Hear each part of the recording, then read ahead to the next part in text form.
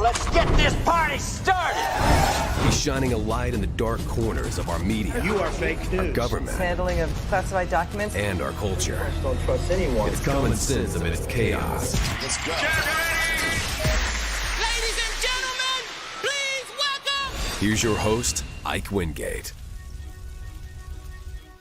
Hello and welcome to the Ike Wingate Show, our last show before Thanksgiving. So it is a time to be grateful and thankful. We'll talk a little bit about the Thanksgiving story coming up as well, but a lot to get to today. We're going to have to keep it moving. But for those of you that are just finding the show for the very first time, amongst our friends at Right Side Broadcasting, my name is Ike Wingate. Our mission here is to shine a light into the dark corners of our government, our culture, and our media. It is a full-time job and then some, because the truth will set us free. You can follow me on X at Ike Wingate. It's there on the bottom of your screen. Of course, help us in the algorithm by giving us a thumbs up and sharing this broadcast. If you're watching on X, heart the post and repost. Ukraine and Russia could be coming to a peace deal very soon. We're hearing developments about that story as we speak, so we'll get to that first off.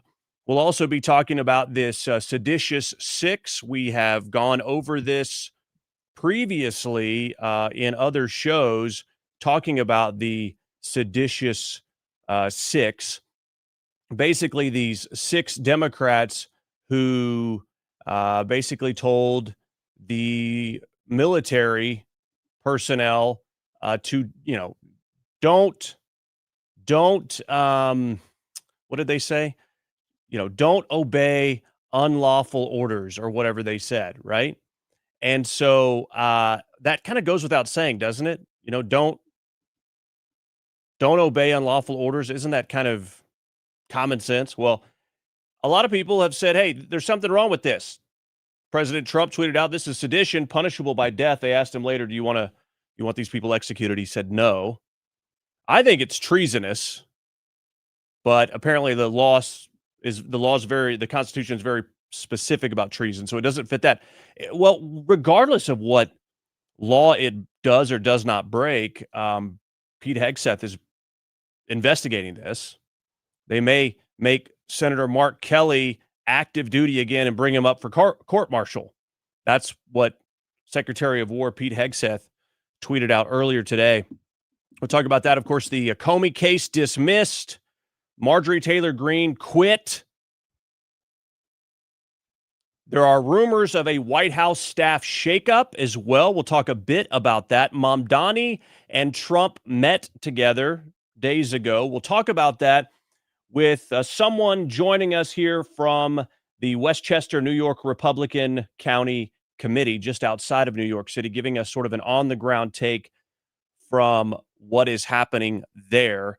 And the FBI has made a statement on the Trump assassin, Thomas Crooks. We want to know also the status of DOGE. Is DOGE still happening? Are they still working? The media is telling us that DOGE is shut down. Is that the truth? We also have news on Epstein and Schumer. Isn't it interesting how quiet the Democrats have gotten on the Epstein files in the last several days? Also, tweeted out by the Prime Minister of Israel, Benjamin Netanyahu, a story about Epstein's involvement in Israeli elections. Go figure, huh? Plus, open carry coming to the Supreme Court. And of course, like I said, we'll talk about the Thanksgiving story. Once again, follow me on X at Ike Wingate and help us in the algorithm by sharing the show right now. Give us a thumbs up, repost, and do all the things. Please, heart the post on X. Do it right now. That will help us in the algorithm. And of course, we want to see your involvement in the chat. I see CJ has reposted us on X, and BC Jazz is active in the chat. Hello and happy Thanksgiving to you. We need more people in the chat interacting. That's always one of the best parts of the show. Ukraine agrees to Trump's major peace deal. That's the breaking news. Ukraine supports the essence of a framework for peace. This is on Newsmax.com following talks with the United States in Geneva. but some of the more sensitive issues of the framework remain to be discussed between the country's president, a Ukrainian official has said. The White House is pointing to the release from Press Secretary Caroline Leavitt, quoting Secretary of State Marco Rubio's Sunday night remarks that remaining issues are not insurmountable. So it isn't done, but we've got sort of people verbally agreeing to things with some things still yet to be worked out. Obviously, a much more complex conflict that even President Trump had predicted. He has said this much. He has said it was a lot more complicated than I realized. These people are so dug in. I mean, he basically said it was easier to broker Middle East peace than it was a peace between these two countries, these two leaders in Volodymyr Zelensky and Vladimir Putin. All right. Now, in the middle of all this, you've got plenty of people that want war to continue. I mean, war is big business. Make no mistake about it. Adam Kinzinger, who is looking pretty rough these days, goes off on there being peace between Ukraine and Russia. He doesn't like it, says it's all in favor of Russia. Hey guys, I'm losing my voice, but I want to talk about this Ukraine.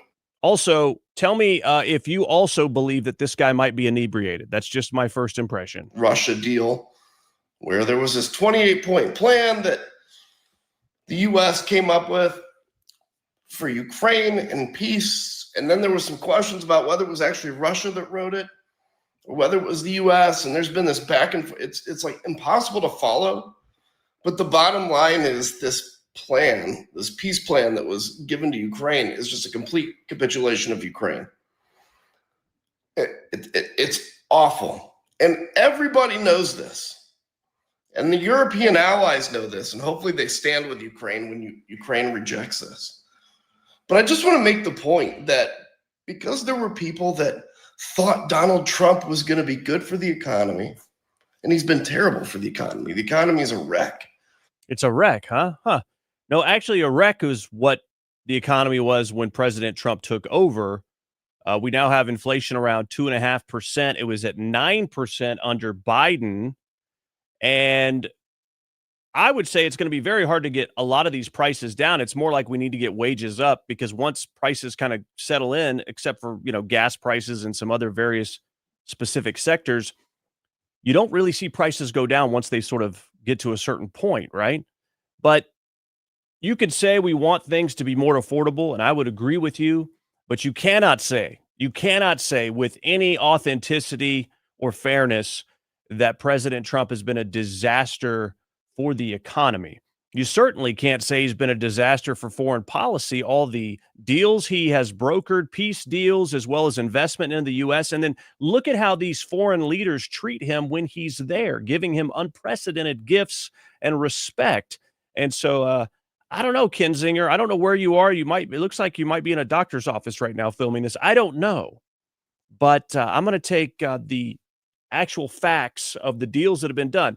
Has the economy come to a full speed motion yet under these new deals? No. I mean, basically 4 years under Biden, you guys couldn't care less about this stuff, but you want President Trump to basically wave a magic wand in 10 months and fix every problem that Biden took 4 years to magnify. That's insane. And because they thought they liked how he just says what needs to be said, blah, blah, blah, even though he's a complete con artist. Man, this guy seems kind of jelly. Even though he says what needs to be said, like he doesn't like that. He doesn't like that is what people like about Trump, huh? He might have a man crush on Trump. I don't know. And he makes stuff up all the time. He's like a 5-year-old little boy that's still trying to win his dad's approval. How pathetic is that? While you're making up stuff in this video. Okay, all right, got it. But because he won, because there were people that bought into that lie. No, people were tired of the terrible policies under the Biden administration while other people were running our country, and it was obvious. That's why President Trump won in a mandate-style When? They're being shamed on the world stage. We're being shamed on the world stage. Buddy, I don't get it here, man. We're on the brink here of 9 peace deals, 9 wars settled, and trillions of dollars of investment back in the U.S. from outside of our country. So I'm not tracking here with you, Kinzinger. The rest of the world thinks our president, and they're right, and our diplomacy is a joke. Oh my gosh. We are throwing decades of hard work and reputation building down the toilet because Donald Trump is more interested in personally profiting from countries like Qatar and Saudi Arabia than he is in actually leading and representing the United States of America. Kind of seems like he's about to cry, doesn't it? I promise you, in about 10 years, there will be no person in the world that will ever admit that they supported Donald Trump. What a shame. Okay. Definitely one of the top 10 cases of Trump derangement syndrome, Adam Kinzinger. All right. Speaking of the Seditious Six, as they've now been labeled, the Department of War putting out this statement that they have received serious allegations of misconduct against Captain Mark Kelly in accordance with the Uniform Code of Military Service and other applicable regulations. A thorough review has been initiated to determine further actions, which may include a recall to active duty for court-martial proceedings or administrative measures. The matter will be handled in compliance with military law, ensuring due process and impartiality. So you might think it's severe, but under the military, you can't do this kind of stuff. The Department of War reminds all individuals that military retirees remain subject, you have the right to remain subject to the UCMJ for applicable offenses and federal laws and prohibit actions intended to interfere with the loyalty, morale, or good order and discipline of the armed services. This is why it's a serious thing. And the civilians out there can say all day long that, this is ridiculous. Well, there's a code of conduct in the military, and it appears that Mark Kelly may have violated it. We will see. Some people out there, though, are indignant. Ruben Gallego, congressman, says blank your investigation. Blank your investigation. What a guy. Well, it just so happens that Ruben Gallego has some unsavory text messages that have come to light here. Let me see if I can pull those up for you. This is from Jack Posobiec, who has been sent these text messages between Gallego and someone, basically where he says that Democrat women look like men. So in the blue is whoever this person is that was texting. Been watching all the insanity up there. I think it's time for somebody with a cool head and a solid plan could rise to the top of your party. I mean, isn't that the truth for the Democrats? If somebody would just act normal and be reasonable, like John Fetterman, which is crazy to say, they would rise to the top and be a leader of the party. There's a vacuum. Gallego says, oh man, have you met my party? I've been yelling at them this whole time. Basically, sends a picture of that congresswoman who has the purple hair. If erectile dysfunction had a face, that's what the meme says. This is how the world views many of them. And Gallego responds, they aren't wrong. They aren't wrong. And this person texts Gallego back, my point exactly. You have gained the strength and the wisdom. Seems like it's time for you to flex and battle your way to the top of the party. Gallego responds, we look like the not fun party, always telling and correcting people, not allowing no men to men. I don't know. Women, not allowing men to be men or women to be hot. We used to be the party of sex, drugs, and rock and roll. Now Democrat women look like Democrat men and Democrat men look like women. He's not wrong, right? But it's embarrassing when you're a Democrat and you're tweeting that or texting that rather. This was leaked. Now, again, allegedly, these are legit. This is coming directly from this thread that was sent to Jack Posobiec, who knows the intermediary, the person who was texting with Gallego. So that just broke recently. I'm sure we will see more about that soon. Carl Higbie of Newsmax putting this out there. You've noticed a lot of negative stuff happening for the Republican Party, have you not? For the last 2 weeks or so, the Epstein files are sort of part of that. You see all this infighting going on. MTG, Marjorie Taylor Greene quits. It's like, what is happening here? Well, there are some theories out there, and the Democrats are running U.S. Army-style psyops. If your opinion has gone negative of Trump within the last few weeks, you're likely the victim of a massive Democrat-run psyop. That's what Carl Higbie has posted. Take a look here. Right now, do you believe President Trump has issued any illegal orders? To my knowledge, I am not aware of things that are illegal. Folks, don't doubt me on this one. I literally did this in other countries. But this is just the current lever being pulled. They've been prepping this for 10 years. They've been trying to cast Donald Trump as crazy, unconstitutional, whatever else, trying to create the vulnerability to crack his support, and none of it's true. Here from the manual, quote, a vulnerability is critical when its exploitation will significantly influence the threat's ability, the threat being Trump, ability to conduct support or operations. Operations in this case, meaning carefully convinced young service members that striking a drug boat in international waters might be an illegal order without saying it, because it's not. Oh, Carl, the military can't, and the CIA can't actually be using a PSYOPs campaign on the American people. You bet they can. You ever heard of the Smith-Mundt Act of 1948? This actually prohibited the U.S. government from disseminating government-funded propaganda or psychological operations materials on American citizens. Well, I think Obama reversed this. I believe that serves me correctly here. The Smith-Mundt Modernization Act of 2012, which was incorporated into the National Defense Authorization Act of 2013, signed by President then Barack Obama, changed that. Specifically, Section 1078. Got the receipts, folks. The primary goal was to remove limits to the United States government's ability to counter foreign propaganda. This basically showed the government the ability to influence U.S. public opinion. I mean, don't even get me started on the Patriot Act and how it allowed it to spy on all Americans, but whatever. So think about this. If your opinion has gone negative of Trump, especially in the last few weeks, folks, you are likely a victim of a massive psyops. Trump hasn't changed in the last 3 weeks. Okay. That's an interesting theory, is it not?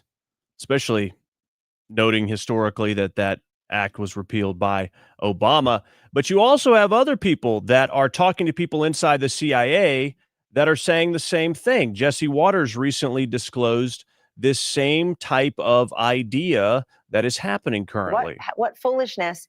This is a woman who won a year ago by 0.3 of a percentage point in Michigan, by 19,000 votes out of 5 million cast.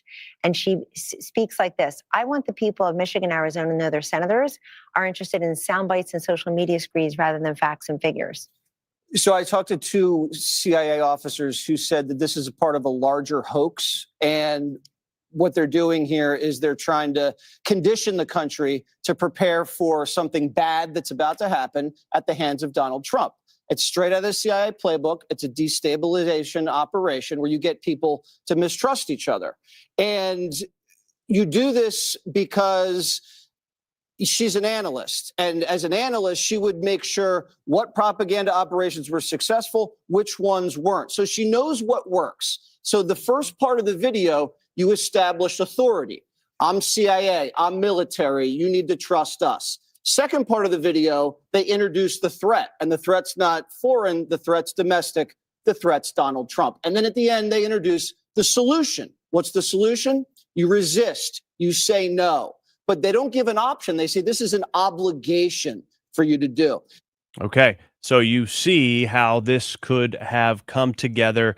We're also hearing that Gallego said, I got the script. I didn't have time to be in the video, but I got the script. So there is a script sent around by someone, presumably as it relates to the whole video put out about servicemen and women not obeying unlawful orders, etc.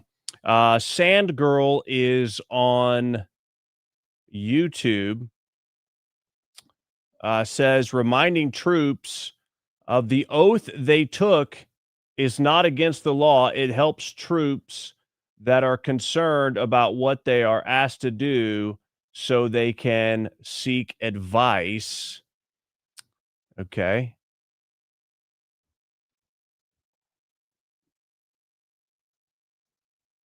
All right. So I'm not really sure. Yeah. Well, I mean, you took an oath. You must, if these acts are declared illegal, then that is something you take up later. You cannot, as someone out there on the front lines or on the ground or whatever, start questioning orders and ask, "Is this legal?" No, that's not something you can do in the moment. But the whole point here is they're trying to sow discord. They're trying to sow dissent and doubt, and they're sort of dog whistling to all the people that hate Trump that are in the military to basically set up, a mutiny. That's essentially what you are seeing here. Now, Mark Kelly is sort of doing this revisionist history now on the media saying, we wanted to explain that to members of the military that we have their back. Basically, they don't like them taking out these drug boats, and they're trying to get people to, to go against their orders.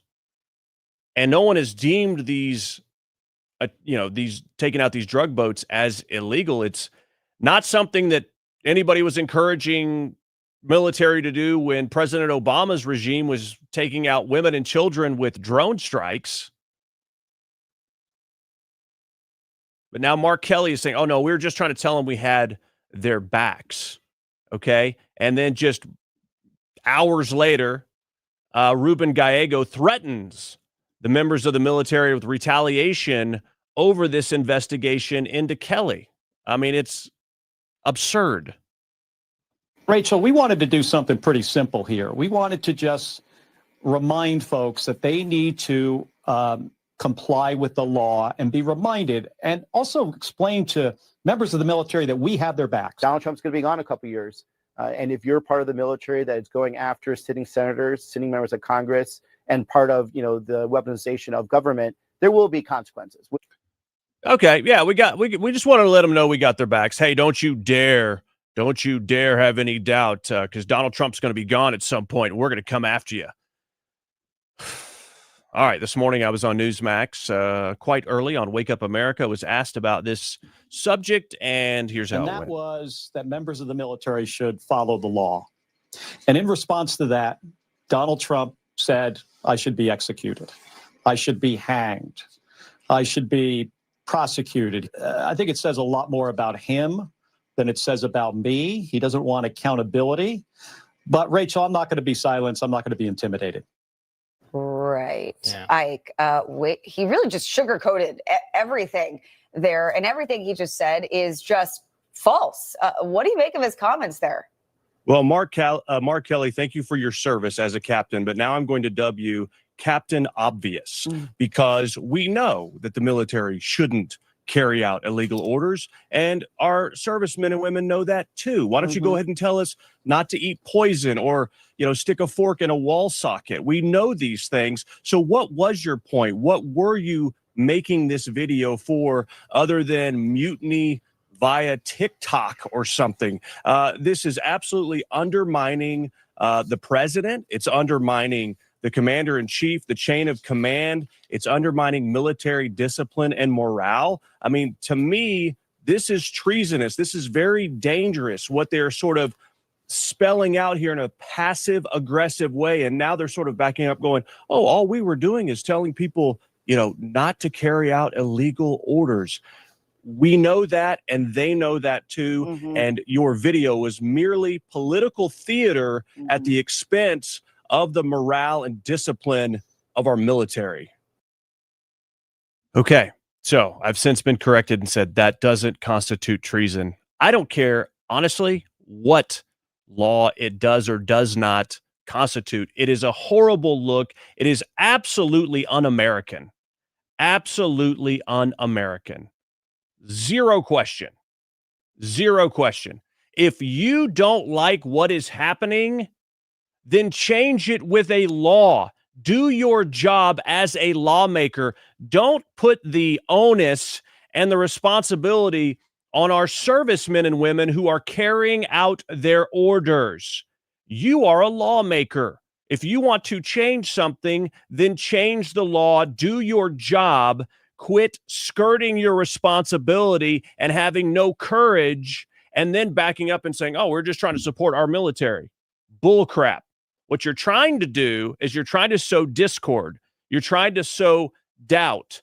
And what you're doing is very, very dangerous and completely un-American. Now the FBI has scheduled interviews with those 6 lawmakers who have encouraged military members to refuse illegal orders. So it might be getting very serious for this quote-unquote seditious 6. Okay? And so get ready for that. All right, we've got our usual trolls in the YouTube chat. BC Jazz says happy Thanksgiving. And to Ike and all the Wingate family, thank you, BC Jazz. Back at you, my friend. Mostly Penny says, has any judge yet blocked the turkey pardon and made them report to a butterball facility? Yes, we'll talk about the pardon coming up for the turkeys. But as of this moment, they have not challenged it in court, but give it time because that's what Democrats love to do, right? I think that's right. Yeah, that's what they continue to do. All right, we're going to take a quick break here. You can support us by going to IkeReport.com and giving $5, $10, $20 via Cash App or Venmo to help us cover our cost. You can go to IkeReport.com to do that, Cash App or Venmo, $5, $10, $20 at IkeReport.com.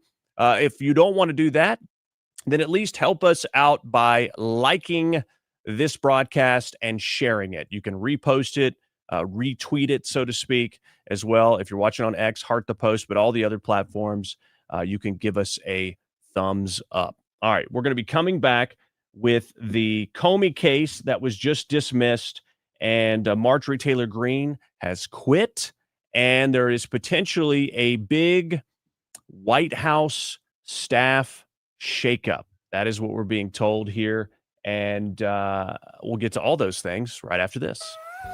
Oh, hey. Didn't see you there. Well, just hanging out on the farm here. You know, one thing I was thinking about this morning is when's the next crisis going to hit? It's not really a matter of if, it's just a matter of when. And we really can't rely on the government to take care of a shortage or something like that. We just got to take care of ourselves. You remember back in COVID, you tried to go to the store and everything was gone? Well, you can't risk that kind of thing. That's why I suggest My Patriot Supply. You can go to preparewithike.com and get your 4-week emergency food kit. Save $50 when you use my URL. Again, it is preparewithike.com. It's not a matter of if, it's just a matter of when. And the question is, when it does happen, will your family eat? Make sure there's no question about it. Take action now. Save $50, 4-week emergency food kit, preparewithike.com.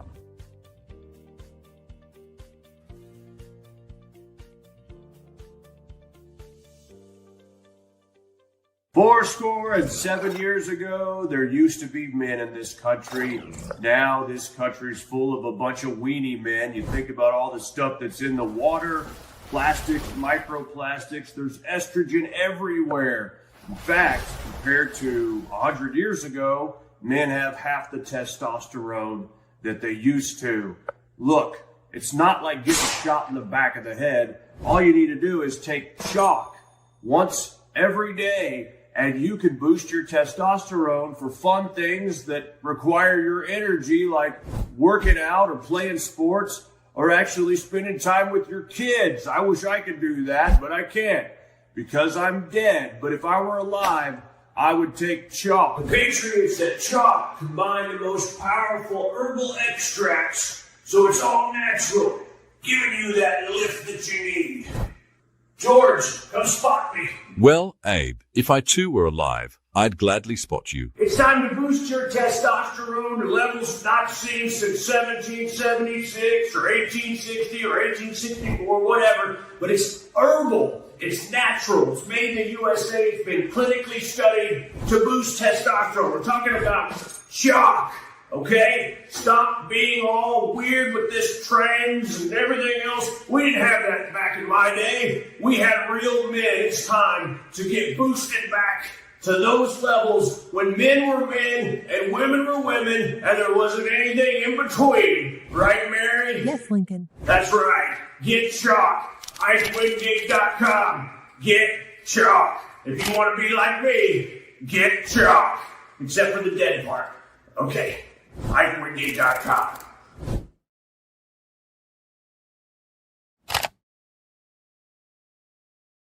Hey there! Tired of watching your subscription costs climb higher and higher? With Q Broadcast, you get more for less. All your favorite channels and content bundled into one unbeatable package. No contracts, no hidden fees, just simple, affordable streaming. Say goodbye to overpriced services and hello to a new era of entertainment. This is streaming the way it should be. Q Broadcast, this changes everything. You can sign up for Q Streaming today at IkeWingate.com. Just click Get Q Streaming to start streaming tons of channels, video on demand, even pay-per-view, all for the same price. It's all included. This is a Christian conservative-owned company that does not hate your values. Stop giving money to the cabal of big tech. Support companies that support your values. Right now at IkeWingate.com, just click Get Q Streaming.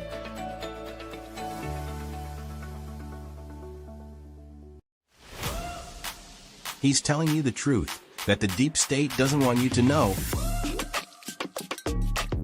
Now back to the Ike Wingate Show. Welcome back and happy Thanksgiving to you and yours. We're going to talk a little bit about the first Thanksgiving later in the show. We'll also be joined by a member of the Westchester, New York Republican County Committee just outside New York City talking about Mamdani and President Trump. That'll be coming up here in about half an hour.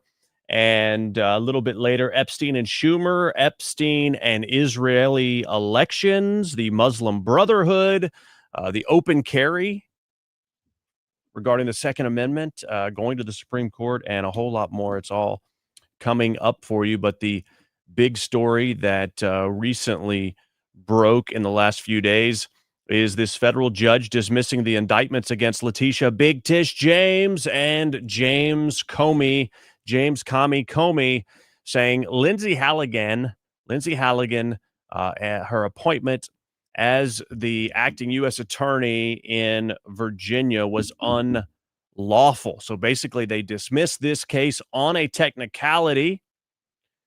Some saying this was avoidable, that they couldn't just continue to extend these temporary statuses. That is being challenged. But of course, this Clinton-appointed judge dismissed the indictments and found that the interim U.S. attorney, Lindsay Halligan, was invalid. Trump handpicked Halligan for her role. The Attorney General's attempt to install Ms. Halligan as interim U.S. attorney for the Eastern District of Virginia was invalid. Judge Cameron McGowan Curry wrote in her Monday order, all actions from her defective appointment, including this indictment, were unlawful. This could have been dismissed a while ago. The statute of limitations were up in September, allegedly, but they secured this grand jury indictment. Now, some say the grand jury didn't see everything before the indictment. The cases were tossed without prejudice, which does leave open the possibility that these cases can be brought again. But again, that statute of limitations is going to come into play. Of course, Tish James, she is not going to be protected by that statute of limitations, but we will see. Now, Mike Davis, attorney Mike Davis, big freedom fighter guy, says, hey, don't worry. These appetizers that were just sent, that were rejected and sent back, don't worry. There's going to be more, and there's going to be a main course.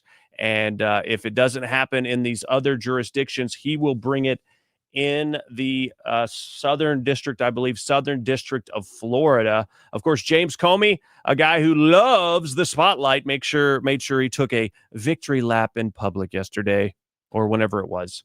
I'm grateful that the court ended the case against me, which was a prosecution based on malevolence and incompetence, and a reflection of what the Department of Justice has become under Donald Trump, which is heartbreaking. But I was also inspired by the example of the career people who refused to be part of this travesty.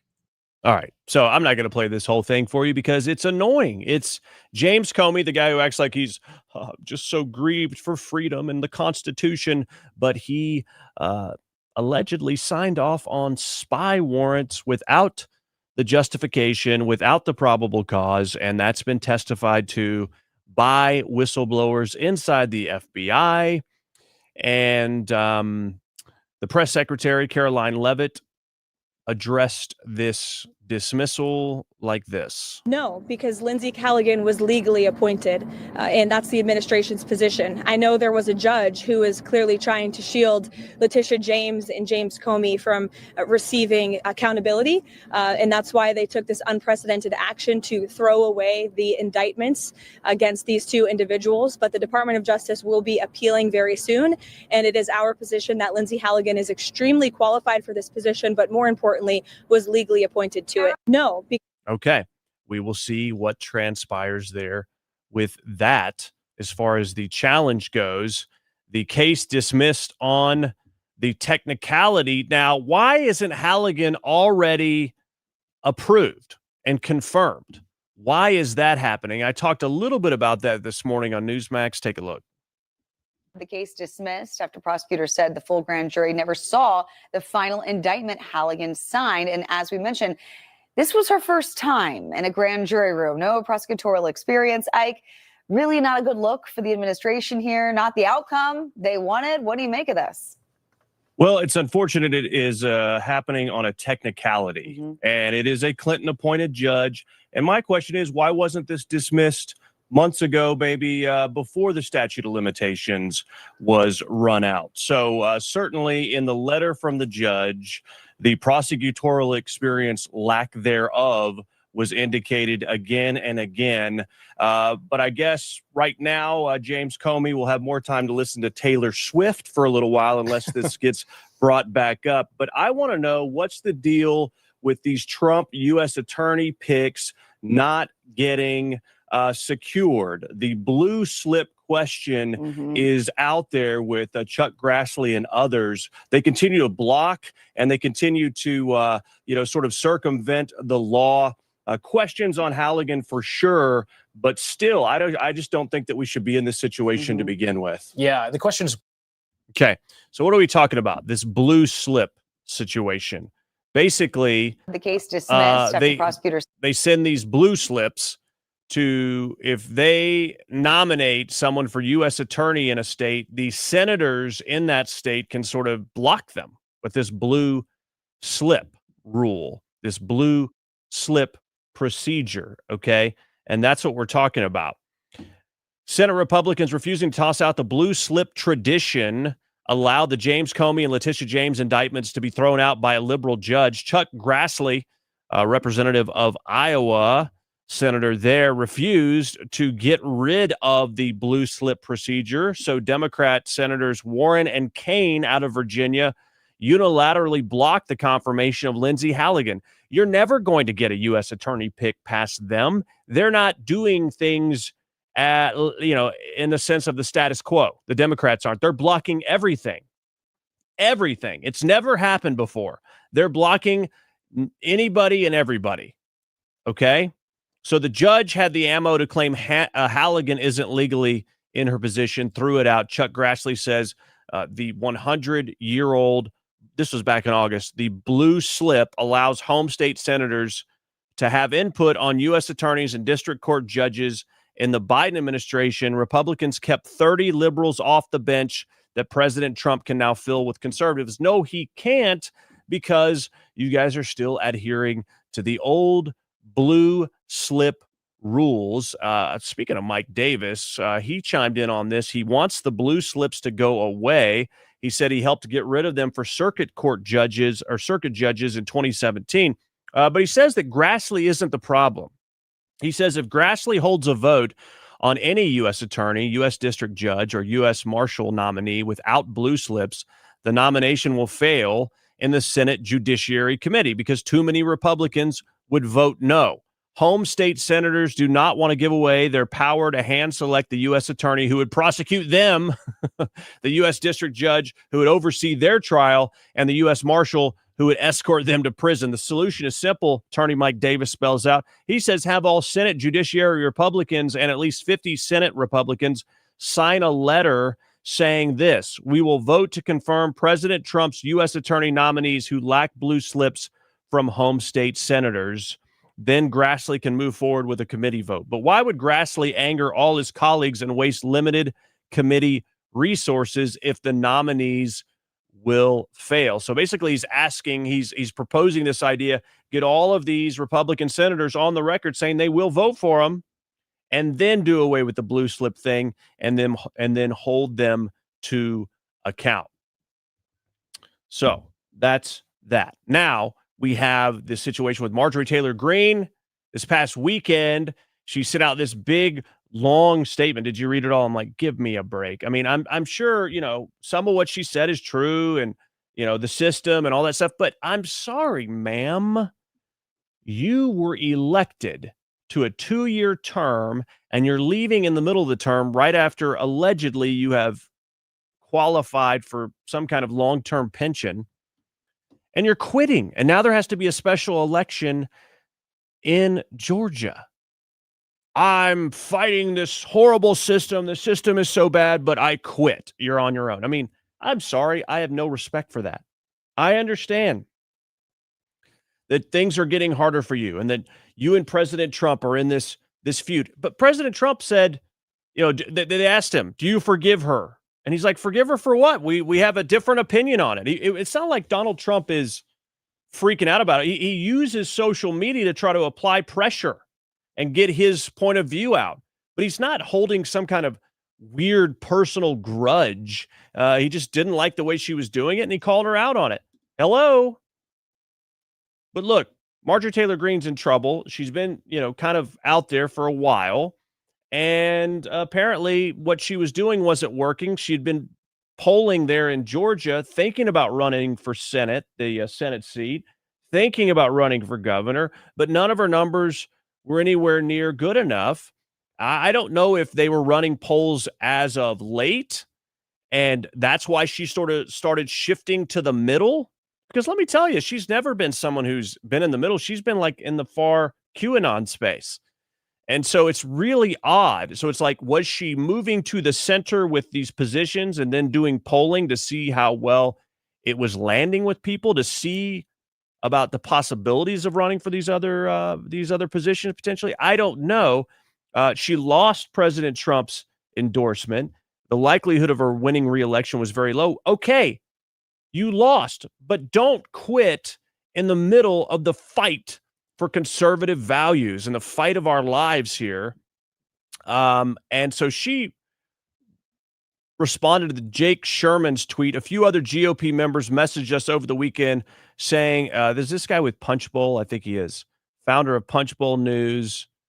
And he says that he was messaged by GOP members over the weekend saying that they're also considering retiring in the middle of the term because the White House is not treating them well.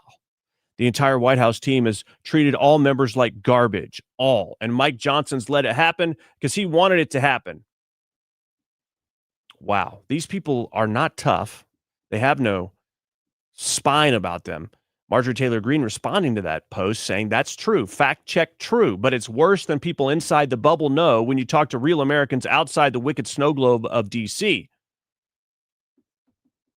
Myself and many of my colleagues came courageously roaring into the 2025 with legislation that matched the 2024 electoral mandate, only to be totally sidelined by Johnson under full obedience of the White House.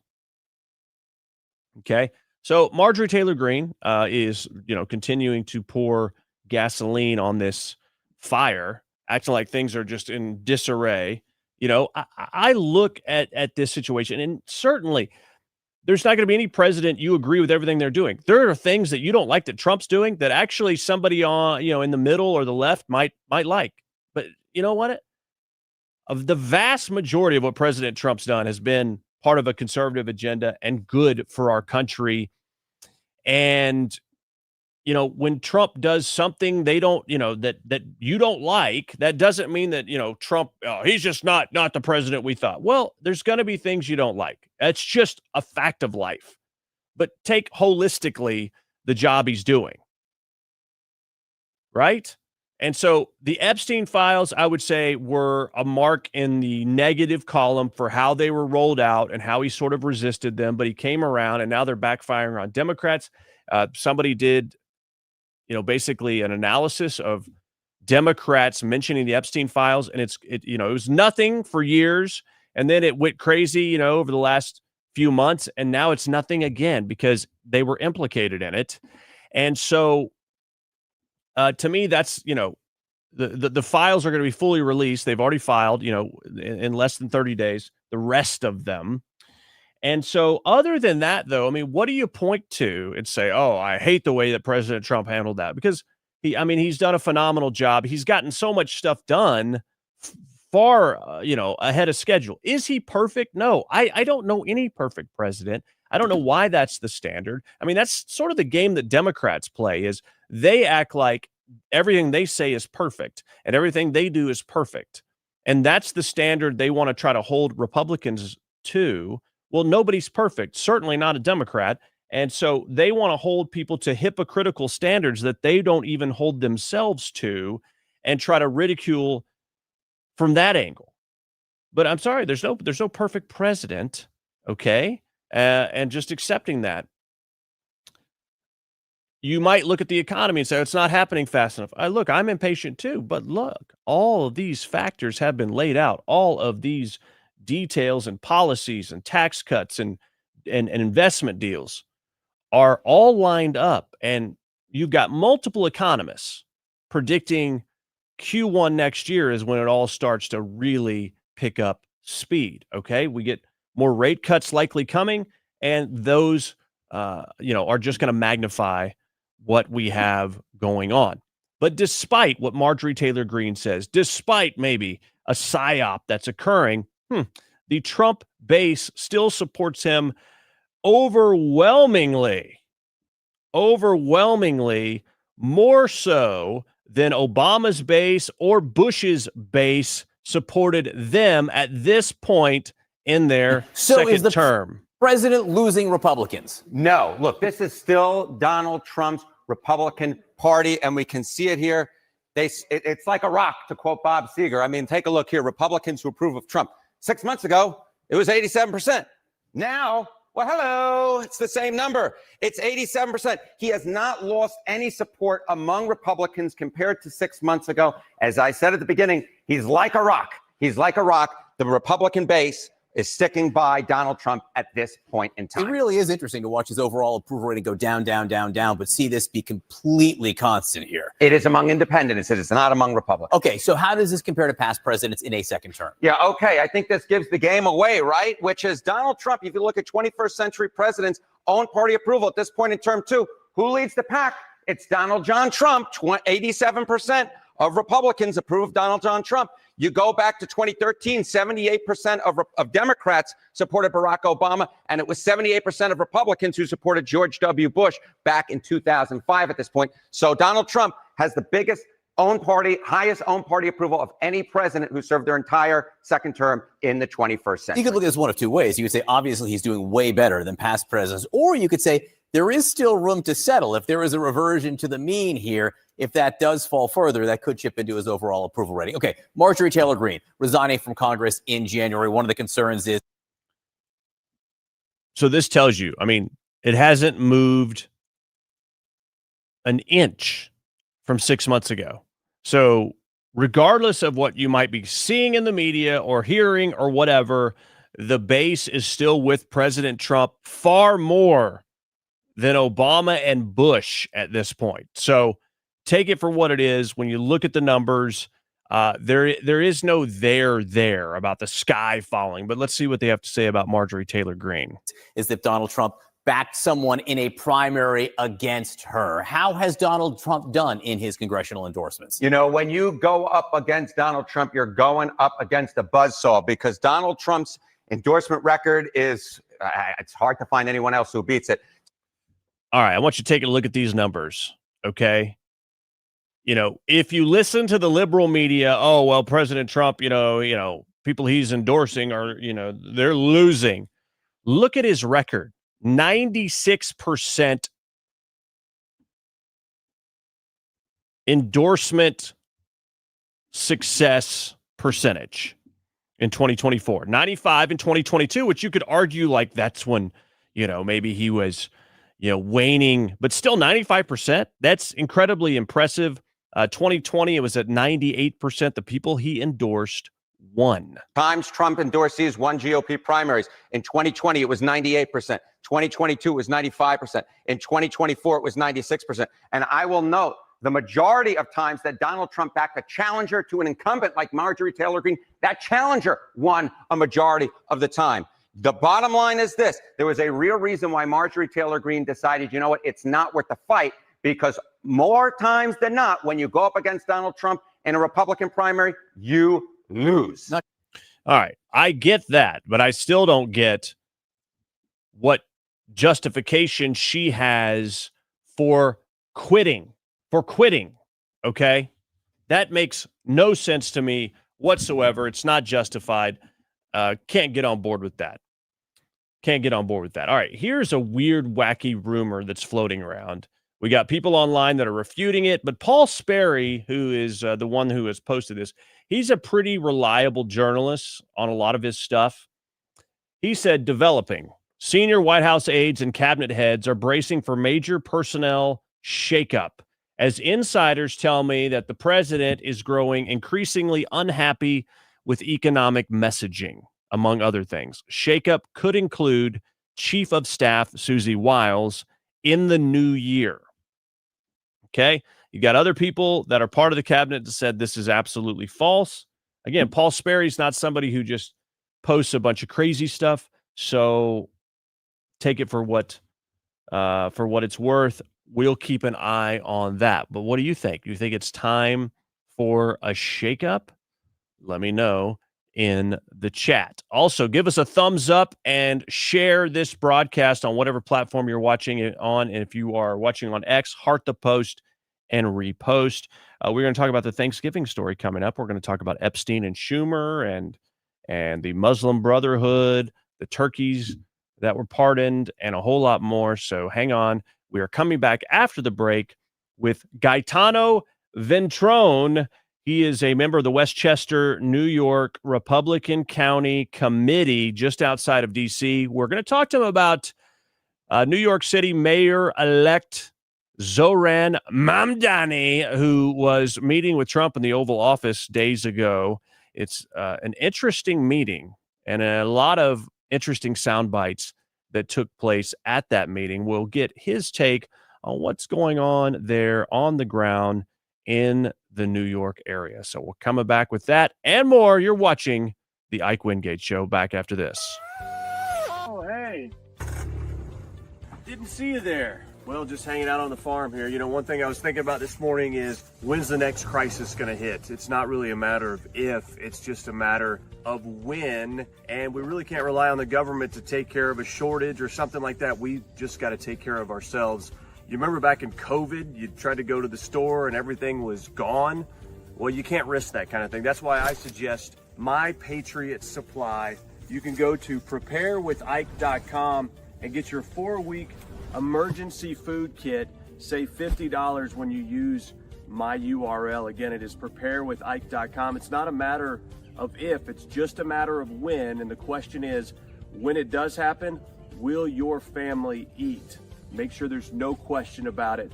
Take action now. Save $50, 4-week emergency food kit, preparewithike.com.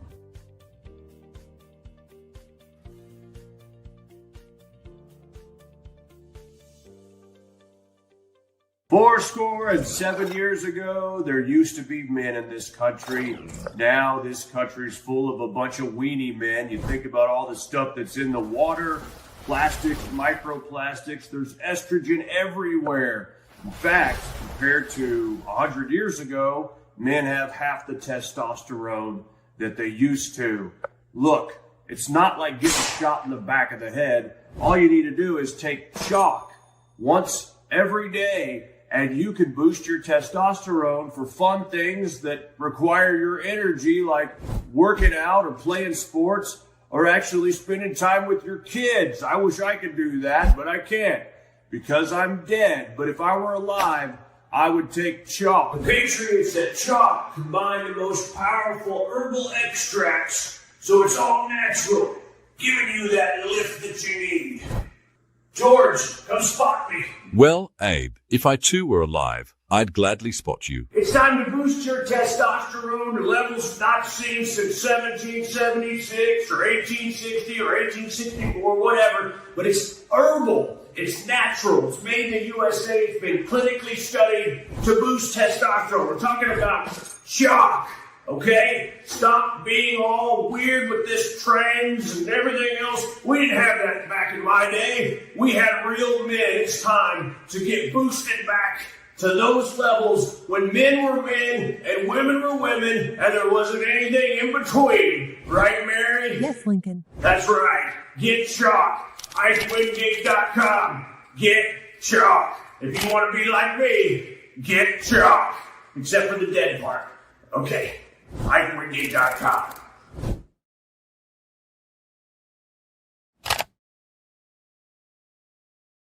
Hey there! Tired of watching your subscription costs climb higher and higher? With Q Broadcast, you get more for less. All your favorite channels and content bundled into one unbeatable package. No contracts, no hidden fees, just simple, affordable streaming. Say goodbye to overpriced services and hello to a new era of entertainment. This is streaming the way it should be. Q Broadcast, this changes everything. You can sign up for Q Streaming today at IkeWingate.com. Just click Get Q Streaming to start streaming tons of channels, video on demand, even pay-per-view, all for the same price. It's all included. This is a Christian conservative-owned company that does not hate your values. Stop giving money to the cabal of big tech. Support companies that support your values.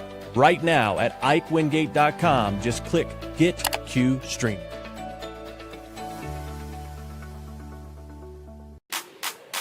Independent, true, and unafraid. Now back to the Ike Wingate Show. All right, welcome back. We are with you here on the Ike Wingate Show, where we are shining a light into the dark corners of our government, our culture, and our media. Of course, we want to welcome in our friends watching on Right Side Broadcasting. If you are new to the show, of course, you can follow me at Ike Wingate on X to stay connected. And we are glad you are watching. Give the broadcast a thumbs up and share it with your friends right now. If you're watching on X, heart the post and repost. We would love to get your help with that. If you'd like to support our mission to bring this content to you with a $5, $10, $20 contribution, you can do so using Cash App or Venmo at IkeReport.com. And those of you watching on Rumble, you can also give right there in the chat. So we want to see your comments coming through in the chat throughout the show. What's up, Jacob, who is watching on YouTube? What's up, buddy? Good to see you. Or I should say Nate, a.k.a. Nate. Lots of you chiming in there in the chat. Plenty of odd trolling going on as well. It's a time of Thanksgiving. Relax a little bit. All right, we're going to be talking about the meeting between Mamdani, the mayor-elect of New York City, and President Trump that occurred days ago in the White House. You might recall, though, when Mamdani was elected, here's what he had to say to Trump. So, Donald Trump, since I know you're watching, I have 4 words for you. turn the volume up.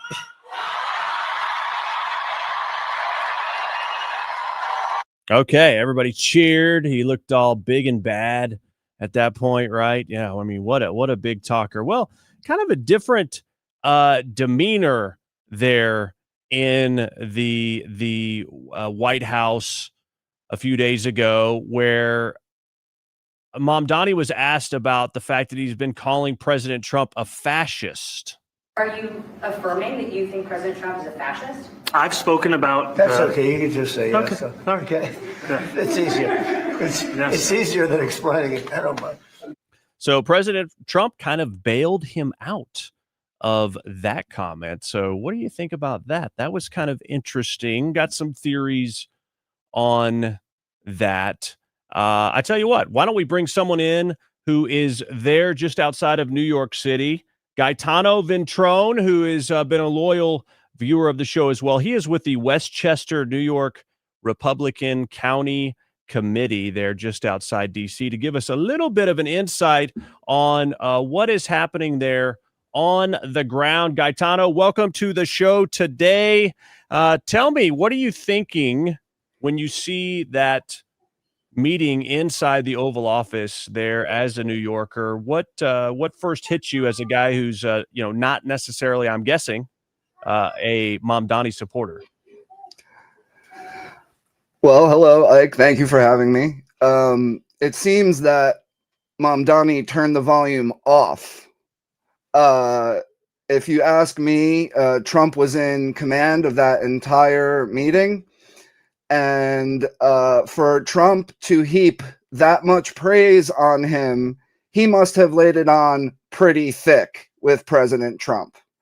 I believe he went there with his tail between his legs, worried that Trump could upend his mayorship before it even began. Yeah, so they seem to get along. There was a lot of smiles. There was certainly a behind closed doors meeting.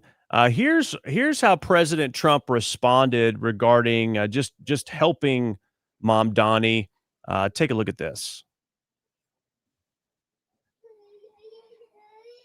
Or don't. I don't know. Maybe it will play. Maybe it won't. But they were very friendly. Here we go.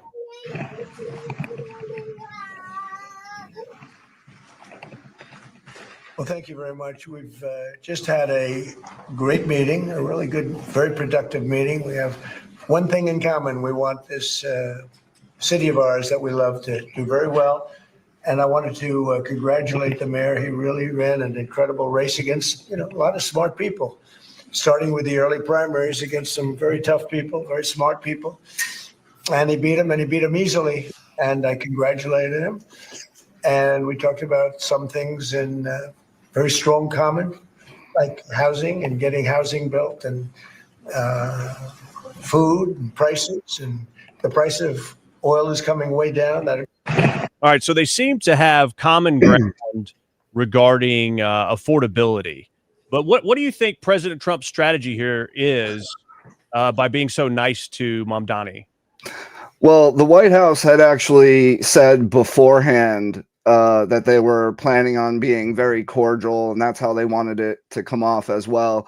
They spoke about pocketbook issues, and right now, number one issue top of mind for voters is affordability. And so I think it was strategic for Trump. I think that by being cordial and by extending, the olive branch, if you will, that he's setting Mamdani up to fail on his own. Nobody can blame Trump, right? Nobody can say, well, he took federal funding, or he did this, he did that. They love to blame him for everything. So by being cordial, and it also sets the tone for the White House going into 2026 to set affordability at the top of its agenda and messaging. Yeah. So if President Trump was, super confrontational and not smiling and was, a little more rough with Mamdani, that would have played right into the liberal media's hands, don't you think? Exactly. And Trump only gets snarky when the other party gets snarky first, right? Trump, we know that he's willing to meet with anybody. He's willing to talk with anyone. And we've seen that, and he's proven that. And the only times there's ever been any contention is when the other party is either disrespectful or says something out of line or what have you. And so I don't know why people expected any fireworks, to be honest with you, at that meeting. It makes perfect sense that they would be cordial and nice to each other. But I think for Trump, really just by siding with Mamdani publicly, by Mamdani siding with Trump publicly, right? He's now being sent home to be accountable to his own radical base. Right. Yeah. And that was kind of some of the genius, I think, in the way that he handled it is it's going to look bad for Mamdani because he's unproven in a lot of ways. And it looks to his, radical base that Mamdani is, chumming it up with Trump there in the Oval Office. But the reason why that doesn't have the same effect on Trump is, he has a track record. We know that, he's going to be nice as long as you are decent and respectful. Mamdani needs to be nice to President Trump because he can make his life a lot harder on federal funds. What's the sort of attitude there? Obviously, you are just outside of New York City, but the sort of ripple effect is so many jobs and so much of the economy and so much of what happens there in your area does have a connection in large parts of New York City. What's the feeling on the ground there? Are people freaking out? I mean, you're sort of in the middle of this Republican county committee that's, probably somewhat the exception maybe and not the norm in New York. I don't know. You tell me, but what's the feeling? Well, we're in a very blue area. Our list of candidates we just had a local election also this past November the 5th. And I think, Democrats ran away with like 60% of the vote. Our candidates got about 35% of the vote. It's a very blue area, but I'm worried because Republicans need to look under the hood. All I heard was after November 5th was, oh, that's just blue candidates winning in blue states. Well, if you look under the hood, that's not what happened at all. Here in New York, upstate North Country, as they call it, Onondaga County flipped blue for the first time in half a century. 50 years. It flipped blue this past election. Ithaca, New York, they elected a 20-year-old communist to the city council. So it's a big ripple effect, and people are worried about this socialism nonsense, right? And I think it's not so much that it's not President Trump's policies they hate. I think it's more the optics, right? The whole country just voted for mass deportation and for all of the things he's doing. Yet all of a sudden now there's all this outrage. I just find it a little funny because, you can't try to convince me that all these voters flipped on him in 6 months, right? There's no way. So I think a lot of it is just optics. But yeah, people are worried about the socialism nonsense, and it doesn't matter that Congress condemned it. They passed that resolution. That's neither here or there. Those 86 Democrats that voted in favor of that are the last bastion of what you would call a Democrat. Okay. 2/3 of the Democratic Party now have a favorable view of socialism. That's the majority. And we're going to have to live with that reality now. Yeah. Well, inside the White House, Jack Posobiec actually asked Zohran Mamdani about socialism, about taxing white neighborhoods more. He wanted to get him on the record there, and this is how it went. I wanted to know one of the policies as well that Mayor-elect Mamdani talked a number of times about on the campaign was shifting the tax burden for property taxes from what he called minority communities to white-based communities and putting more taxes on white people. I also noticed that in your acceptance speech, you didn't mention anything about America or Christians or white people in general. And so I didn't know if that was one of the policies that you guys had spoken about. We focused on affordability. We focused on the cost of living crisis. What I will say is that I am very much interested in property tax reform because what we see right now in New York City is a system that is so inequitable that it can't even stand up in court. And the president and I spoke about the importance of not only building more housing, but also making sure that regulation of housing is something that is manageable to actually get through and not the cause of yet another weight that we see in our But to be city. clear, you're continuing this idea of race-based property taxes. No, to be very clear, That's what you said. no, the use of the term was a description of neighborhoods, not a description of intent. So you intend to tax the whiter neighborhoods more? No, we intend to create a fair property tax system because we want a New York City that is not only fair and equitable, but also one that every New Yorker can afford. Policy proposal that says your plan, and I'm going to quote it for folks, is to shift the tax burden from overtaxed homeowners in the outer boroughs to more expensive homes in richer and whiter neighborhoods. Explain why you are bringing race into your tax proposal. That is just a description of what we see right now. It's not driven by race. It's more of an assessment of what neighborhoods are being undertaxed versus overtaxed. So no plans to change that language on your website. The focus here is to actually ensure a fair property tax system, and that the use of that language is just an assessment of the neighborhood. Okay, so it seems he certainly contradicted himself. Gaetano, what's your reaction to his response to that question? Well, it wouldn't be the first time he contradicted himself. He's walking back a lot of the things that he said, and to be honest, he's a snake oil salesman. And you know, the voters don't even care. They know that by now, they know that he cannot enact some of the things he promised, or not without help at least. And they hear him now time after time walking back these policies, and they don't care. They still love him. And that's how rabid that base is. James Tallarico, a Democrat, a devout Christian, just got caught up in a scandal following OnlyFans and prostitutes on social media. And, you know, any pushback from the constituency? No. You go in the comments and they're like, well, he praises Jesus. He's a good man. Or I really like him. He's a great guy. And you know, like, I don't care what the New York Post says. And that's wild. That is wild.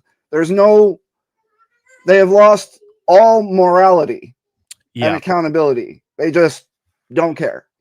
The moral compass is not there. I mean, we saw that with the Jay Jones Attorney General race there in Virginia. Good example. A guy who made death threats to another lawmaker and his children, and yet he still wins. And so for a party that claims the moral high ground and helping the oppressed and worried about the least of these, they could care less about any morality whatsoever. It's almost as if you know, it doesn't matter how depraved or what kind of despotism someone's engaged in. As long as there's a D next to their name, they're going to get the vote. That's right.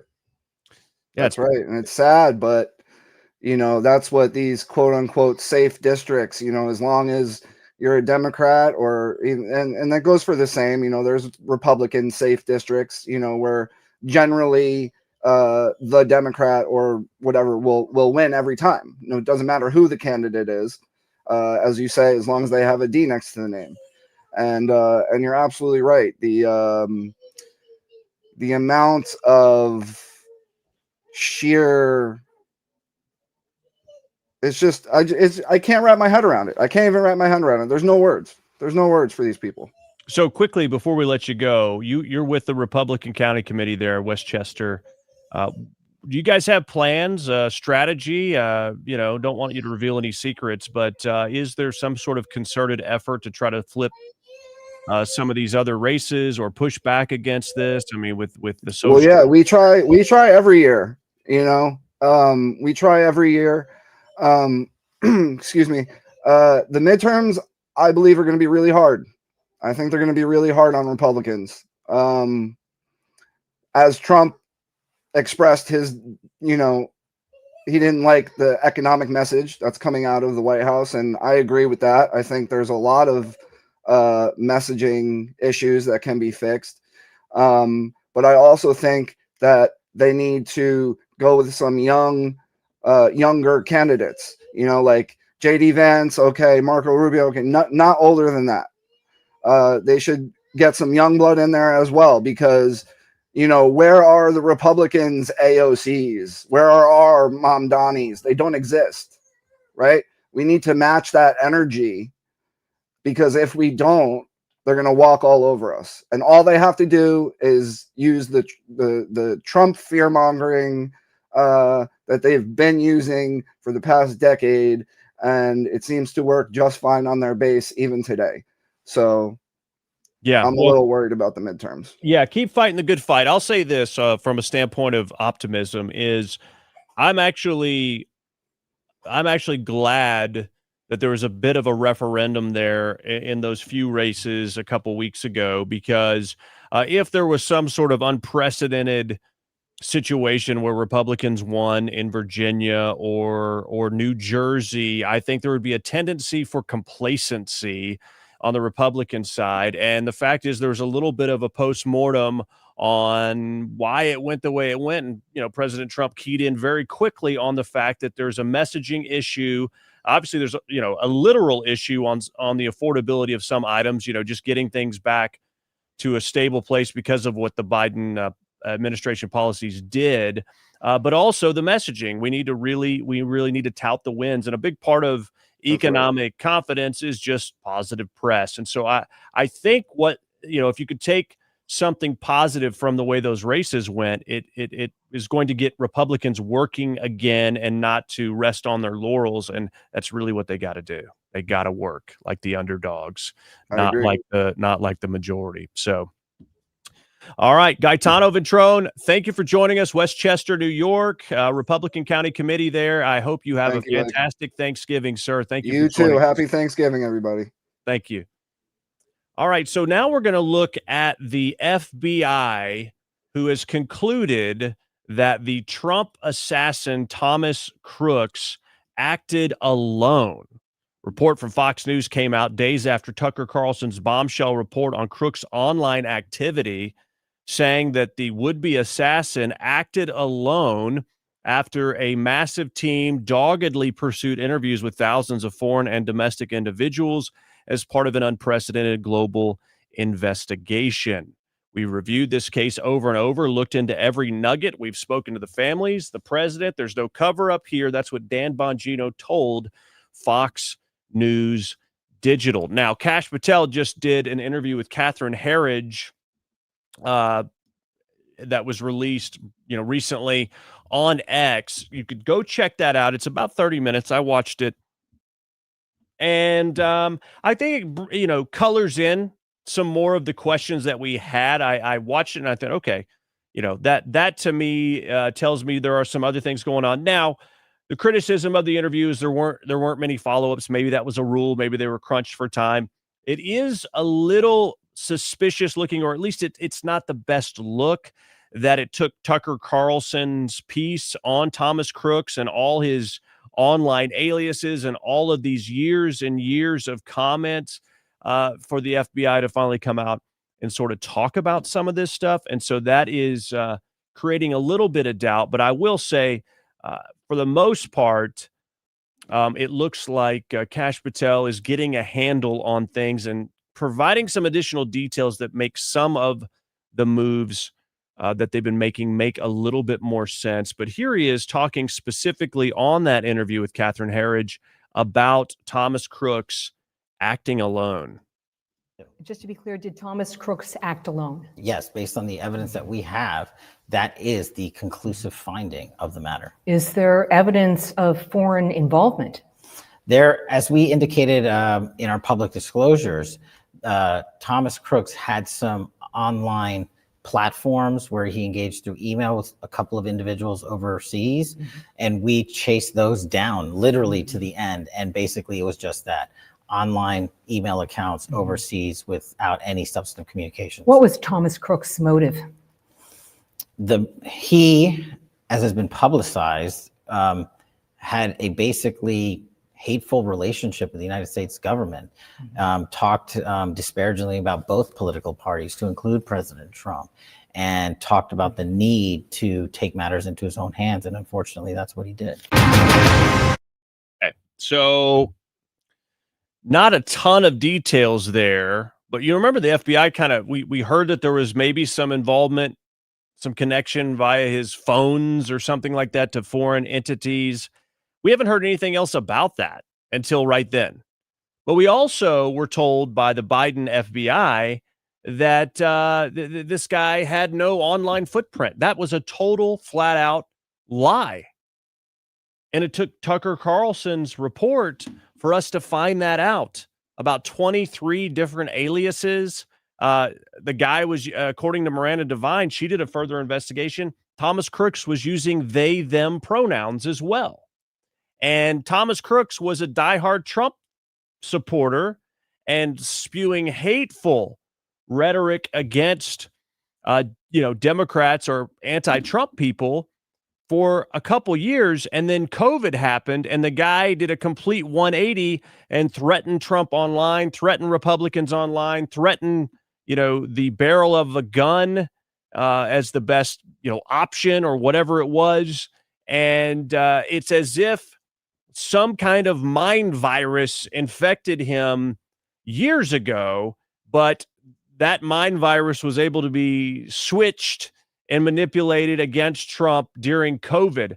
I don't know if it's all organic. I don't know if there's some kind of, psyop or some kind of MK Ultra style deal going on with him, because it's so weird. It's almost like it has to be something crazy like that. Which MK Ultra is not crazy. It happened. It's documented. There's no question about that. As far as manipulating people and drugs and, different things that make people do things. But to be able to switch during COVID, let's just say there isn't some other operation going on. It shows you that the sort of psyop that the media was engaged in regarding COVID and scaring people to death and sort of presenting President Trump as some kind of unhinged lunatic who didn't care about people's safety had real psychological effects on people that were already unstable. I think we've all seen that. We've all seen the person driving down the road by themselves in their car with a mask on, right? Or the person that, runs after you if you're not wearing a mask, or, you're not vaccinated or something like that. I mean, we've seen that kind of thing happen again and again, and it certainly seems to be the result of this psychological conditioning that occurred during COVID. Is that what happened to Thomas Crooks? I don't know, but you can clearly see the pattern change through Tucker Carlson's reporting, not through transparency. I don't know if that, you can't really blame Kash Patel because he wasn't in charge when that happened. Were there things that were covered up or buried? I don't know. We do know there were a ton of burn bags with information that's now implicating Comey and others that were set to be destroyed that hardly anyone knew about. You think they didn't hide things about this particular instance? I mean, come on. If they would hide it about that, they would hide it about this, right? All right. So that being said, a couple other things you need to know. You've been hearing from Reuters and others that DOGE is done. DOGE is done. That's what Reuters was pushing. Okay, let's see if we can find that actual status. Okay, I don't know if we can. But basically they said, with 9 months left or whatever, DOGE is done. Well, DOGE is not done. Okay? They are alive and well. OPM Director Scott Cooper, clarifying its functions will be absorbed by the Office of Personnel Management, saying, quote, the truth is DOGE may not have centralized leadership, but the principles of DOGE remain alive and well. Back in October, DOGE estimated it saved a total of $214 billion since the start of its push to eliminate government fraud, waste, and abuse. Also known as DOGE. Okay. So DOGE continues, although Reuters says DOGE doesn't exist with 8 months left to go. Okay. So as you're having your Thanksgiving turkey and people say, yeah, DOGE really didn't do much. What happened to that? I heard it's gone. And you say, no, Uncle Cecil, DOGE is alive and well. Reuters is a lying fake news. They're totally fake. Uncle Cecil, you need to put down the cranberry sauce and totally start watching the Ike Wingate show. It's better than you can imagine. Believe me. As usual, DOGE tweets out, this is fake news from Reuters. President Trump was given a mandate by the American people to modernize the federal government and reduce waste, fraud, and abuse. Just last week, DOGE terminated 78 wasteful contracts and saved taxpayers $335 million. We'll be back in a few days with our regularly scheduled Friday update. So DOGE continues. Sorry, Uncle Cecil. It still exists. Okay. But you wouldn't know that if you get your news in the wrong places because they lie. They lie like dogs. Like dogs, they lie and they lie again, okay? All right, let's take a break. Final break. We're going to be coming back with Epstein and Schumer's ties. Benjamin Netanyahu tweeting out about Epstein being involved in Israeli elections, plus the Muslim Brotherhood had a bad day. Open carry, could be going to the Supreme Court, and some turkeys were pardoned. All that and more, plus the first Thanksgiving story after the break. Oh, hey. Didn't see you there. Well, just hanging out on the farm here. You know, one thing I was thinking about this morning is when's the next crisis going to hit? It's not really a matter of if, it's just a matter of when. And we really can't rely on the government to take care of a shortage or something like that. We just got to take care of ourselves. You remember back in COVID, you tried to go to the store and everything was gone? Well, you can't risk that kind of thing. That's why I suggest My Patriot Supply. You can go to preparewithike.com and get your 4-week emergency food kit. Save $50 when you use my URL. Again, it is preparewithike.com. It's not a matter of if, it's just a matter of when. And the question is, when it does happen, will your family eat? Make sure there's no question about it. Take action now. Save $50. 4-week emergency food kit. Preparewithike.com.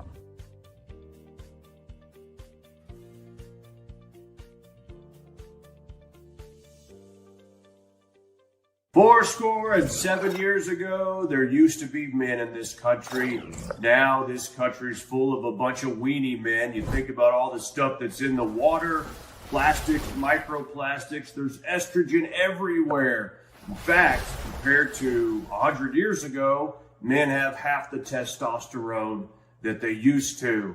Look, it's not like getting shot in the back of the head. All you need to do is take chalk once every day, and you can boost your testosterone for fun things that require your energy, like working out or playing sports or actually spending time with your kids. I wish I could do that, but I can't because I'm dead. But if I were alive, I would take chalk. The Patriots at Chalk combine the most powerful herbal extracts, so it's all natural, giving you that lift that you need.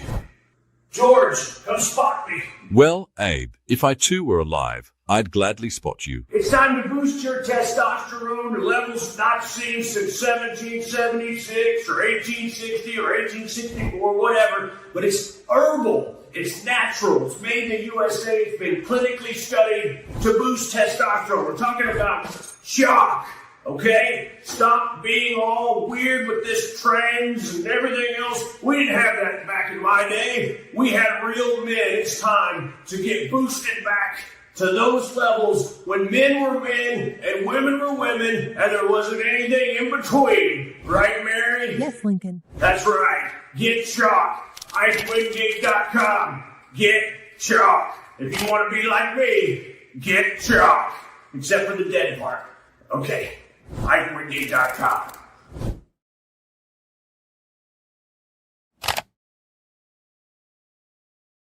Hey there! Tired of watching your subscription costs climb higher and higher? With Q Broadcast, you get more for less. All your favorite channels and content bundled into one unbeatable package. No contracts, no hidden fees, just simple, affordable streaming. Say goodbye to overpriced services and hello to a new era of entertainment. This is streaming the way it should be. Q Broadcast, this changes everything. You can sign up for Q Streaming today at IkeWingate.com. Just click Get Q Streaming to start streaming tons of channels, video on demand, even pay-per-view, all for the same price. It's all included. This is a Christian conservative-owned company that does not hate your values. Stop giving money to the cabal of big tech. Support companies that support your values. Right now at IkeWingate.com, just click Get Q Streaming.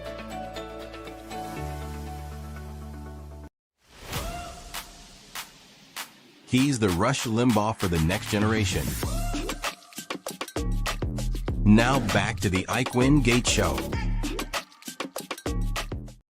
All right, welcome back, and happy Thanksgiving to you and yours. For those of you just finding the show, watching on Right Side Broadcasting, my name is Ike Wingate. Our mission here is to shine a light into the dark corners of our government, culture, and media. We bring the truth out there and try to entertain you a little bit in the process. You can follow me on X at Ike Wingate, Wingate.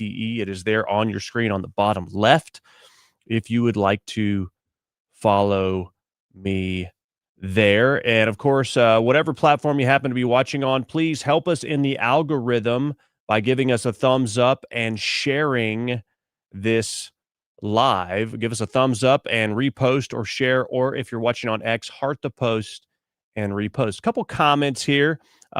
Somebody named Artura, I can't read that, says, "You're full of it. He is a bad man," talking about Trump. Well, you obviously are very well educated.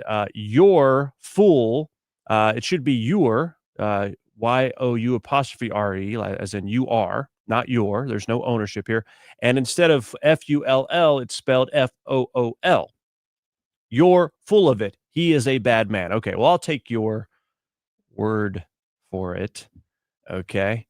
Let's see. What other comments do we have here? Patty says, "Doge was great. Glad to hear they still exist. And your Trump impression was great." Well, thank you, Patty. It is an honor. Okay. All right. Thank you for watching, and appreciate your comments there in the chat.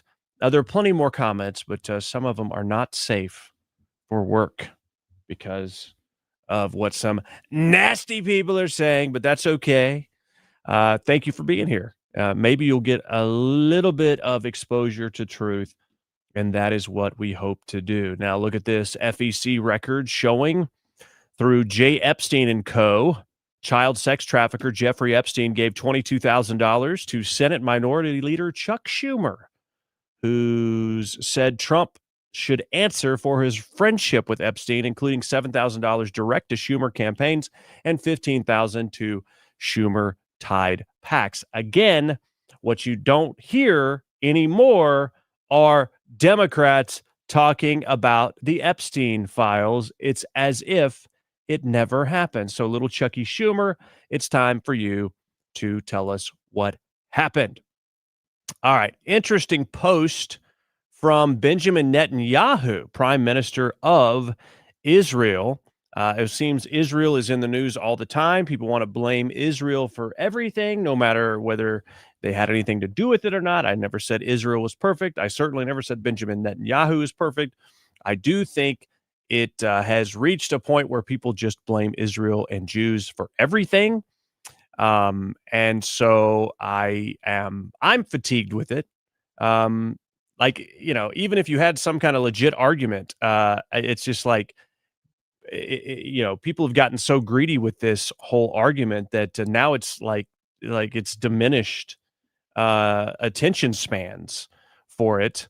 I'm not going to go into all that. I think I have a very balanced approach to this situation, but if you're on either polar end of this issue, then you're not going to agree with me. But nonetheless, Megyn Kelly saying, I guess it's not anti-Semitic to ask if Epstein as an asset for Israeli intel, if he was, and if we shouldn't just take Ehud Barak's word for it that he wasn't. Got it. Netanyahu posting an article that argues new emails between this Ehud Barak, I'm not saying it right, and Epstein should mean at minimum an end to the widespread taboo of even asking questions about the billionaire sex offender's links to the Israeli state.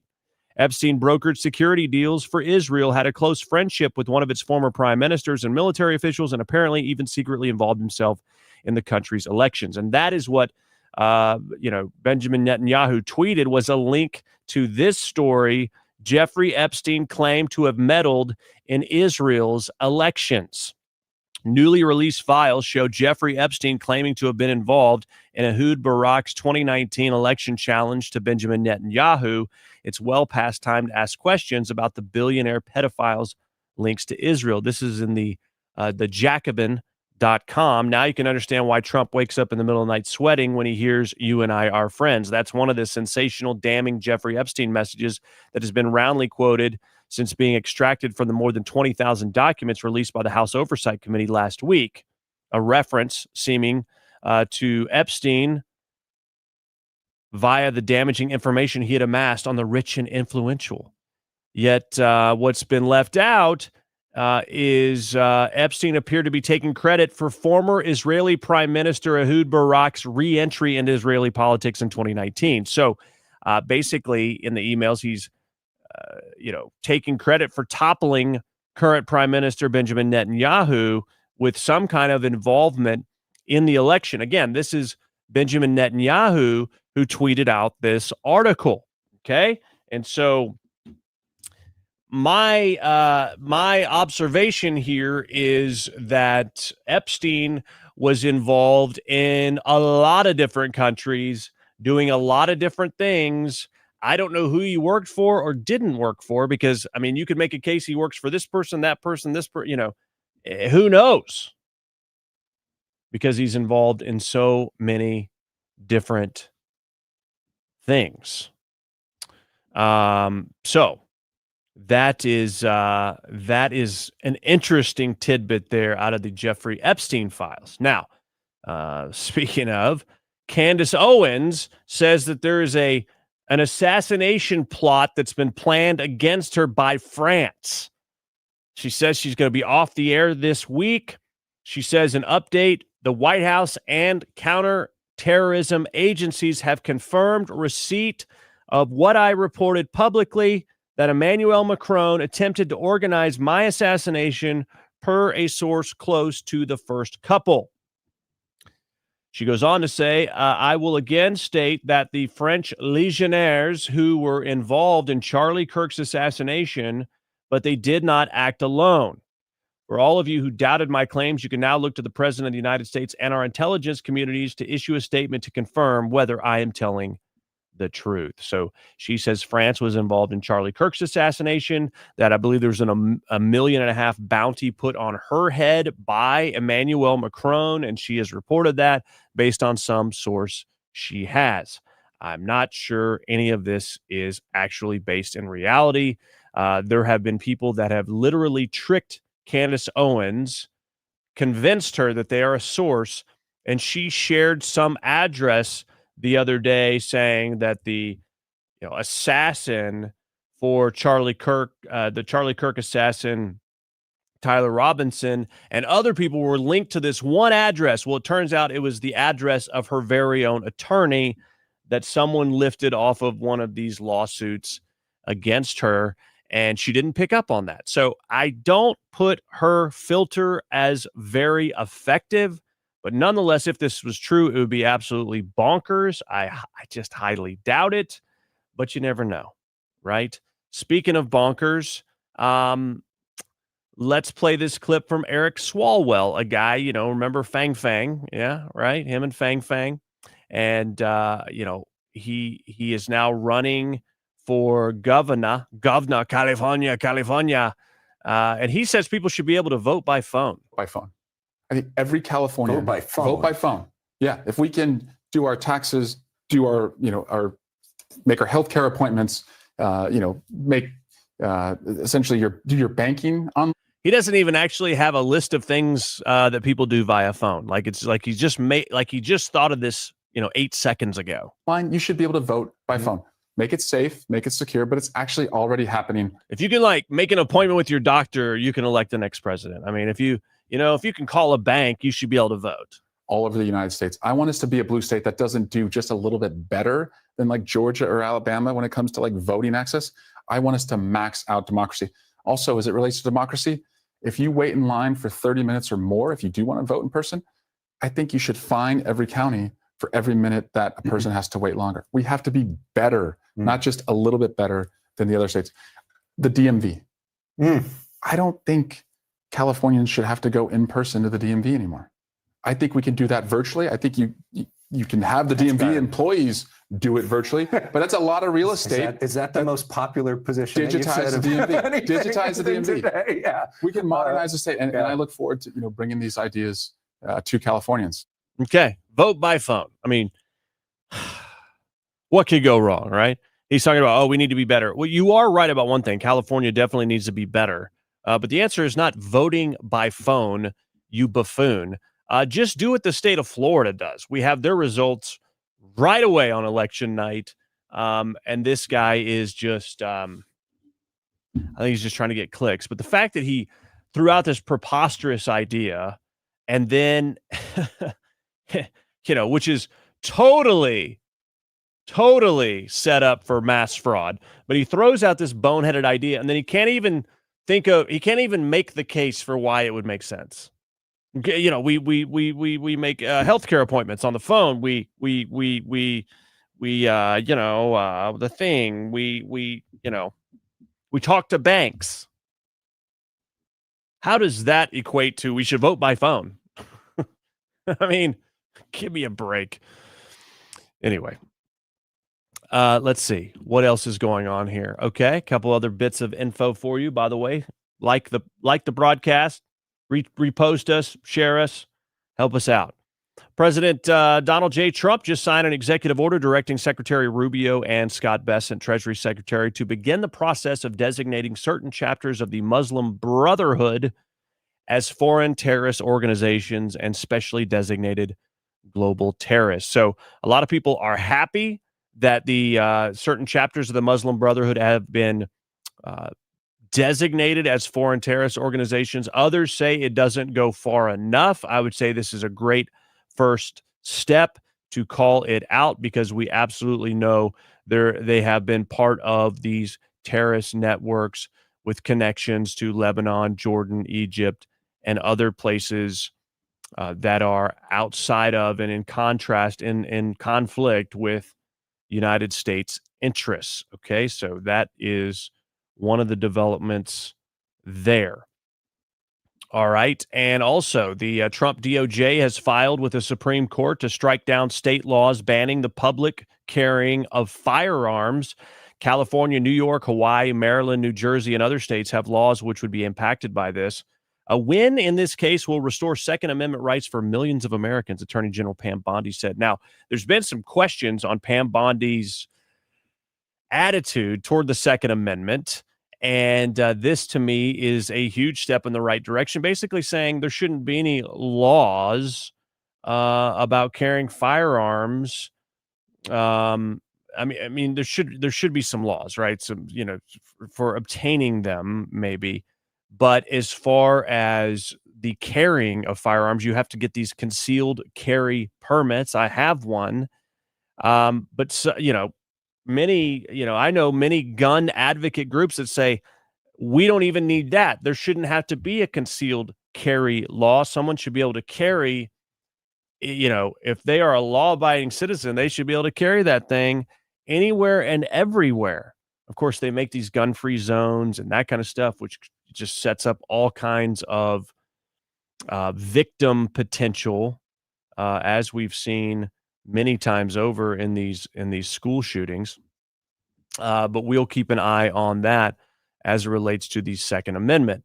Now, again and again and again on the leftist lamestream media, you see these stories. Oh, this guy, especially about these deportations, this guy was just minding his own business, working in the kitchen, and the ICE just came in and just tackled him. And well, that's wrong again. Yet again, people. I mean, how many times do you have to be wrong to where you say, you know what, maybe I should check the facts of this story before I start publishing it? This guy was not a restaurant worker. He was evading ICE. He ran into a restaurant kitchen, and that's where he was caught. It looks as though he had a knife on him as well. But, this idiot named Doug Henwood tweeted out, ICE in Charlotte, this guy in a headlock is a restaurant worker. Barbarians. Really? He's wearing a hoodie. Doesn't look like he has an apron on or is, cooking or serving. No, as Tricia McLaughlin, deputy DHS secretary, says that this is wrong. Illegal alien from Peru. He evaded arrest, ran from the scene, fled into a nearby restaurant. As law enforcement attempted to rearrest this individual, he became physical with law enforcement. They used their training and appropriate force. Another example of this manufacturing of oppressed status for these illegal immigrants was saying that a preschool worker was detained and brought to the ground in front of her students. That was a lie. This was a couple that fled out of their car and ran into a preschool, and that's where they were caught. So, there's no mention of the fact that these people are evading. They're criminals and they're evading capture, and they're running into public spaces, putting other people at risk. But yet, no, it's ICE's problem, right? Again, they lie and they lie and lie. Real quick, Strongman Games World Championship says they were unaware that Jamie Booker was a male pretending to be a woman when he competed in the women's category. They've now disqualified him. He won the strongman competition as a woman. That's not him. That's him right there. It's a dude. He is the strongest woman, and now he's not. Okay? Again and again and again, these dudes pretending to be ladies go in and infiltrate competitions for women because they can't beat a dude. It's totally unfair to women. And let's look at what's happened today recently at the White House regarding these turkeys. The White House, we're getting our first look, Sandra, at Waddle and Gobble. So this is in the White House briefing room. They are awaiting their pardon, and they've been spending the last 2 days at the Willard Hotel across the street. And look, it's Thanksgiving in America, and this is part of American tradition. All right. Gobble and waddle, right? And so President Trump talking about the pardons, but first he has to talk about last year's pardons.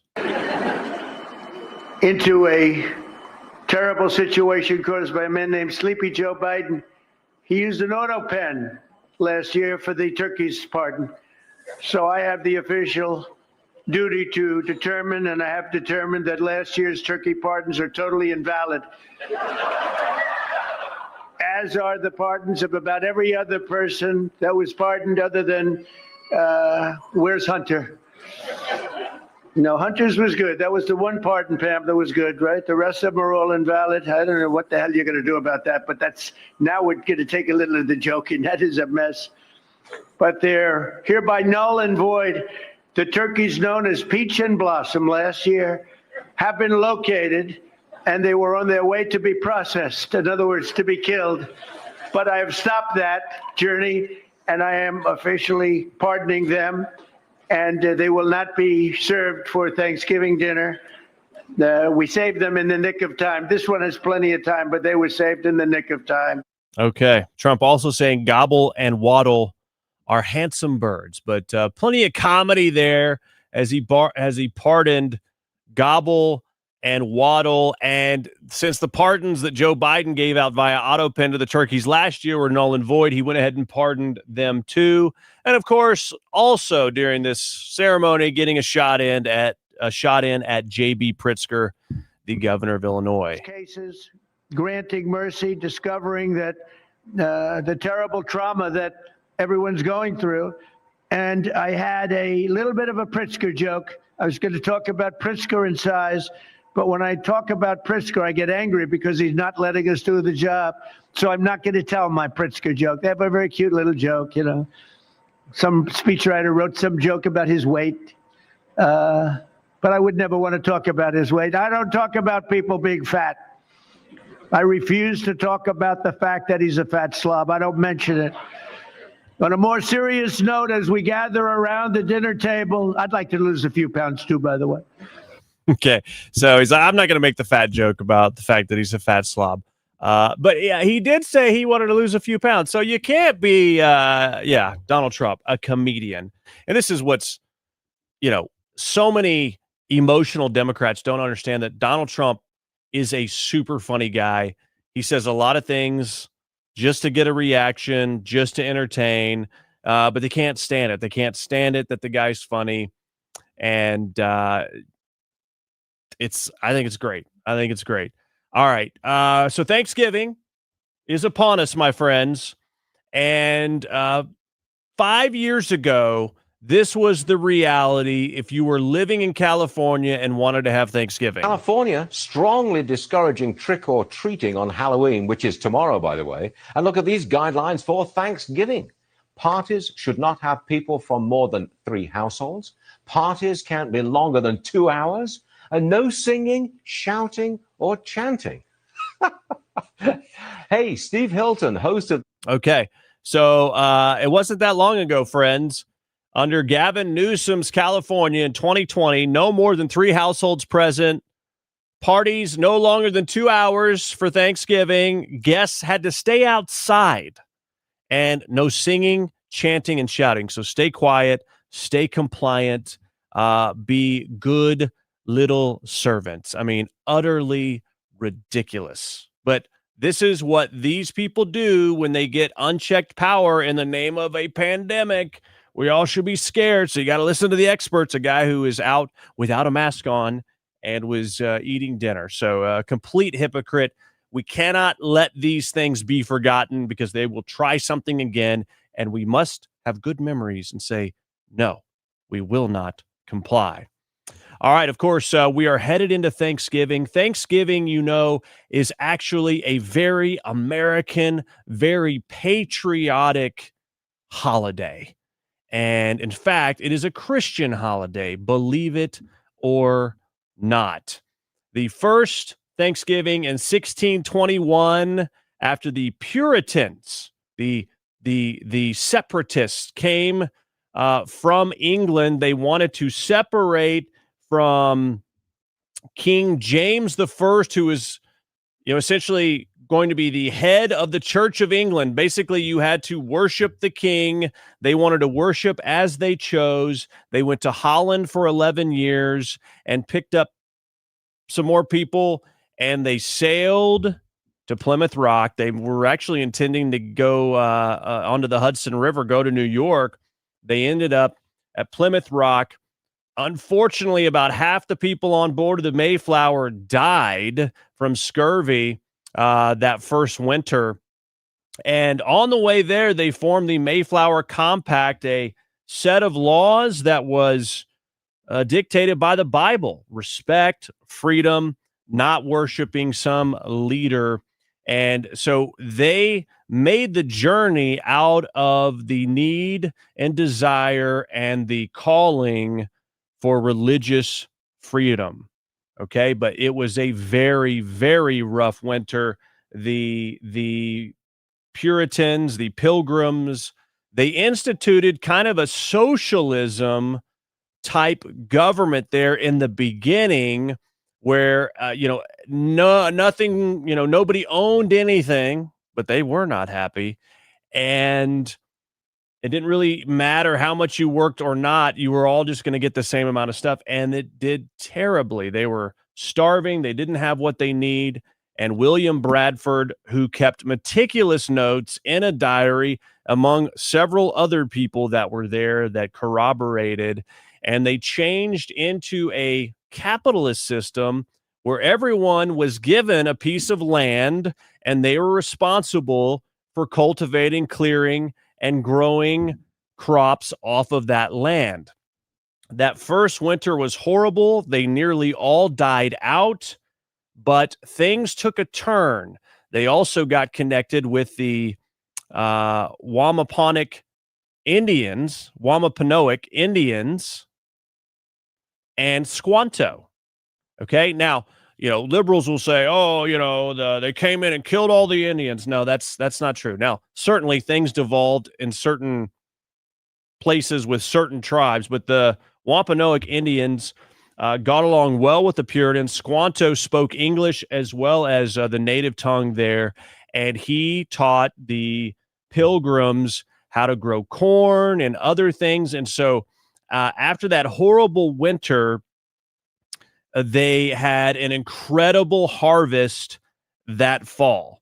Big harvest in the summer. They had a 3-day feast along with the Native Americans there. And the whole idea was we just went through hell and now we have an abundance. Actually, so much that we wish God would take some away so we wouldn't be, so we would still rely on him. That was in some of the journal notes. And so from William Bradford's journal, the whole purpose of that first Thanksgiving in 1621 was to thank God Almighty for the incredible harvest, for the incredible bounty that he blessed them with.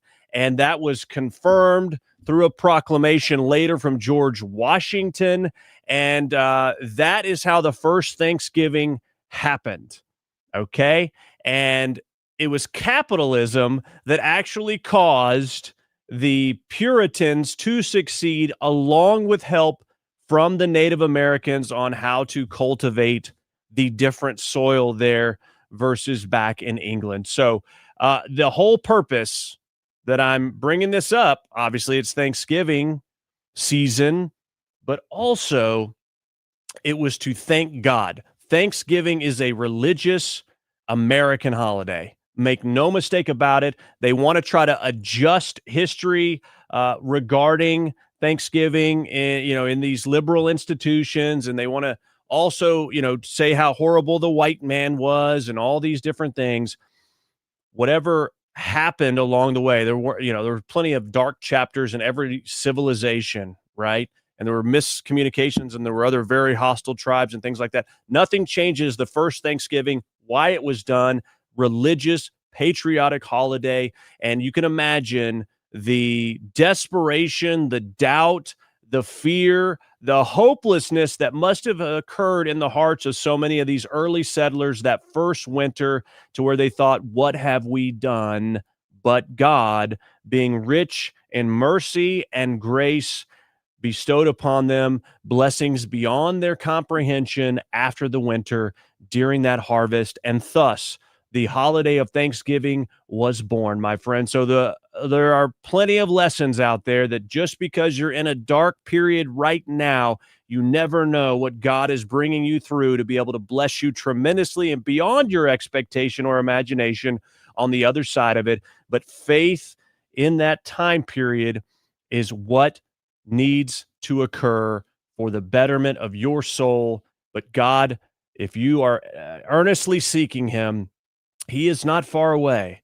He has not abandoned you or forsaken you. And so that is something we can remember, as well as gratitude toward those early settlers and the blessing of God and the help from the Wampanoag Indians to be able to settle this land, to create a constitution based on rights, inalienable rights endowed by our Creator. No other civilization had done it. And we took it directly from the Bible, the liberty that we are given, the respect that each person is given, and created a flourishing society. And so that is a blessing and a story worth remembering. Amen. So happy Thanksgiving to you and yours, my friends. Remember, we have much to be grateful for. Life is never going to go exactly how you want it to go, but that's the beauty of it, because there is learning, there is faith, there is dependence, and there is growth along the way. Don't lose heart, my friends. There is always much to be thankful for. God bless you. Have a wonderful Thanksgiving, and God bless these United States of America. We'll see you on Tuesday, back live after Thanksgiving. So follow me on X at Ike Wingate to stay in the know on those things. And again, have a fantastic Thanksgiving. Rate, subscribe, and leave a review. It's how we get the word out amidst the chaos. Thanks for listening to The Ike Wingate Show.